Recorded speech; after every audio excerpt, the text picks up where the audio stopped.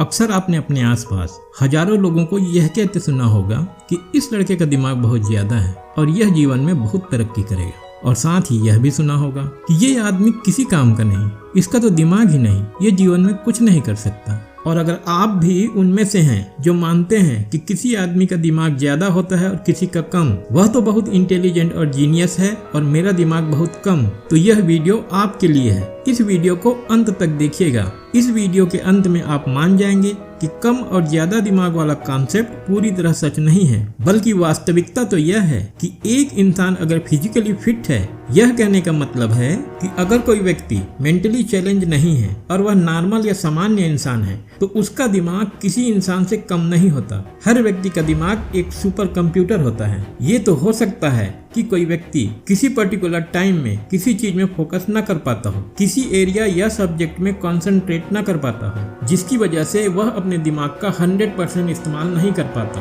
और उससे अपेक्षित रिजल्ट नहीं निकल पाता। और हमारे दिमाग में न्यूरॉन्स होते हैं, जिसकी वजह से हम सोचते हैं। इन न्यूरॉन्स के बीच में कनेक्टिविटी के लिए पाथवेज होते हैं। दिमाग की कम एक्टिविटी की वजह से ये पाथवेज टूट जाते हैं, जिससे हमारे दिमाग में आने वाली और जाने वाली इंफॉर्मेशन में प्रॉब्लम होती है। इसकी वजह से भी वांछित रिजल्ट नहीं निकलते। लेकिन इससे यह मानना कि वह व्यक्ति दिमाग से कमजोर है, बिल्कुल भी सही नहीं है। ऐसे कई उदाहरण जीवन में मिलते हैं जब व्यक्ति लाइफ के एक स्टेज में उसी दिमाग के साथ नकार दिया गया है और फिर उसने उसी एबिलिटी के सहारे जीवन में सर्वोच्च सफलता प्राप्त की है। जैसे उनके टीचर्स ने उनको कहा था कि वो मेंटली इल हैं और उन्हें स्कूल में अब प्रवेश नहीं करने दिया जाएगा। उन्हें उनकी अयोग्यता के लिए 2 बार काम से निकाला गया। 12 वर्ष की उम्र में डिफनेस के शिकार उसी व्यक्ति ने 84 वर्ष की उम्र तक 1000 चीजों का आविष्कार कर उनका पेटेंट कराया। उन्हें न्यूज़पेपर एडिटर के जॉब से निकाल दिया गया और कहा गया कि उनके पास इमेजिनेशन और ओरिजिनल आइडियाज की कमी है। ग्रोथ हार्मोन डेफिशिएंसी के कारण 11 साल की उम्र में उन्हें अपनी टीम से निकाल दिया गया, क्योंकि वो बाकी बच्चों से कद में काफी छोटे थे। उन्होंने 4 साल की उम्र तक बोलना नहीं सीखा था। उनके टीचर्स ने भी उनको कहा था कि वे जीवन में कुछ नहीं कर पाएंगे। अपनी स्कूली शिक्षा के दौरान सिर्फ पासिंग मार्क पाते रहे। अपने हाई स्कूल बास्केटबॉल टीम से निकाले जाने के बाद उन्होंने अपने आप को कमरे में बंद कर लिया था और खूब जोर से रोए थे। जब हम पैदा होते हैं, यानी जन्म के समय, ब्रेन में 100 बिलियन एक्टिव न्यूरॉन्स होते हैं। इसीलिए बच्चों में लर्निंग एबिलिटी बहुत ज्यादा होती है और वे एक ही समय में कई चीजों को सीख सकते हैं। बचपन में जल्दी सीखने का कारण होता है न्यूरोप्लास्टिसिटी, यानी 100 बिलियन न्यूरॉन्स की वजह से दिमाग बिल्कुल स्पंज की तरह हो जाता है। ये 100 बिलियन न्यूरॉन्स मिलकर बिलियंस ऑफ पाथवेज बनाते हैं, जिनको न्यू स्किल के द्वारा ऑक्युपाई कर लिया जाता है। लेकिन 13 साल के बाद न्यूरॉन्स की संख्या कम होने लगती है, जिसकी वजह से इन पाथवेज की संख्या भी कम होने लगती है। जो भी पाथवेज स्किल के थ्रू ऑक्युपाई नहीं हुए हैं, उनको हम खोते जाते हैं। हमारा दिमाग यूज इट और लूज इट के प्रिंसिपल पर काम करता है। यदि आप इन न्यूरॉन्स और पाथवेज का इस्तेमाल नहीं करेंगे तो दिमाग इसे खत्म कर देता है। इसीलिए इस पीरियड में जो बच्चा नया स्किल सीखने में ध्यान नहीं देता या अपने दिमाग को चैलेंज नहीं करता, एक्टिव नहीं रखता, उनकी क्षमता कम हो जाती है। तो अब आप कहेंगे कि अभी तो कह रहे थे कि किसी का दिमाग कम या ज्यादा नहीं होता, और अभी खुद ही कह रहे हो कि दिमाग की क्षमता कम हो जाती है। तो फिर क्या 18 साल से ऊपर वाले लोग फिर उतनी आसानी से चीजों को नहीं सीख पाएंगे? क्या फिर हम अपने दिमाग का इस्तेमाल फुल कैपेसिटी के साथ नहीं कर पाएंगे?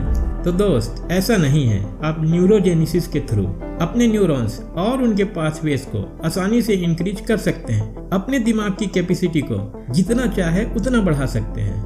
डॉक्टर ब्रांड कोटराइट ने अपने book the neurogenesis diet and life style में बताया है कि इंसानों के दिमाग के रिसर्च में यह पाया गया है कि हमारा दिमाग 700 से 800 न्यूरॉन्स डेली प्रोड्यूस करता है, पर इतने न्यूरॉन्स से हमारे दिमाग की कैपेबिलिटी में कोई ज्यादा फर्क नहीं पड़ता और इनके प्रोडक्शन को बढ़ाए बिना दिमाग की कैपेसिटी को नहीं बढ़ाया जा सकता। और उन्होंने बताया कि इनके प्रोडक्शन को न्यूरोजेनेसिस एक्सरसाइज के द्वारा कई गुना तक बढ़ाया जा सकता है। चलिए जानते हैं कि ब्रेन में न्यूरॉन्स को कैसे खूब बढ़ाया जा सकता है। उसमें प्रथम है न्यूरोजेनेसिस एक्सरसाइज। जब साइंटिस्ट यह रिसर्च कर रहे थे कि कौन से एक्सरसाइज का हमारे ब्रेन पर ज्यादा असर पड़ता है और किस एक्सरसाइज से ज्यादा न्यूरॉन्स प्रोड्यूस होते हैं, तो यह बात सामने आया कि जहां स्ट्रेच और वेट लिफ्ट से न के बराबर न्यूरॉन्स प्रोड्यूस होते हैं, वहीं एरोबिक एक्सरसाइज जैसे कि वॉकिंग से बहुत ज्यादा न्यूरॉन्स प्रोड्यूस होते हैं। और यह बात तब सही लगती है जब हमको यह पता चलता है जितने भी वर्ल्ड में महान साइंटिस्ट और दार्शनिक हुए हैं, जैसे कि Swami Vivekananda, Nikola Tesla, Albert Einstein, Mahatma Gandhi,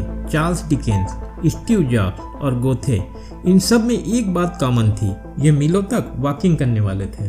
दूसरा है मेडिटेशन। मेडिटेशन से न्यूरोजेनेसिस और न्यूरोप्लास्टिसिटी दोनों इंक्रीज होते हैं। यह साइंटिफिकली प्रूव्ड है कि मेडिटेशन के दौरान ब्रेन से मेलाटोनिन, सेरोटोनिन, एंडोर्फिन नामक हार्मोन रिलीज होते हैं, जो दिमाग के नेगेटिविटी को कम करके कंसंट्रेशन और इंटेलिजेंस को बढ़ाते हैं। रोजाना जब हम मेडिटेशन करते हैं तो ब्रेन का हिप्पोकैम्पस वाला एरिया इंक्रीज होने लगता है। इसी हिप्पोकैम्पस में न्यूरॉन का प्रोडक्शन होता है। रोजाना 15 मिनट मेडिटेशन से आपका हिप्पोकैम्पस सफिशिएंटली डेवलप हो जाता है। और तीसरा है लर्निंग्स। हमारे दिमाग की कैपेसिटी कम होने का सबसे बड़ा कारण है हमारे दिमाग को चैलेंज न करना, जिसके चलते दिमाग में न्यू न्यूरॉन्स के सर्किट नहीं बन पाते हैं। यह ठीक उसी तरह काम करता है जैसे हम एक्सरसाइज करते हैं तो हमारा मसल टूटता है, फिर हमारा बॉडी और ज्यादा मसल के साथ रिकवर करता है। ठीक उसी तरह जब आप ब्रेन को चैलेंज करते हो तो वह बहुत ज्यादा न्यूरॉन्स प्रोड्यूस करता है। जितना आप नई नई चीज सीखेंगे उतना ही ज्यादा इंटेलिजेंट होते जाएंगे।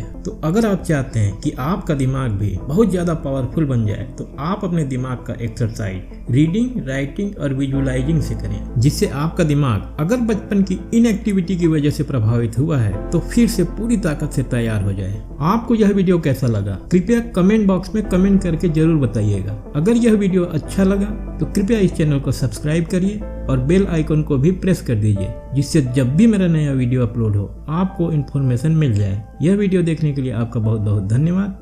Thank you.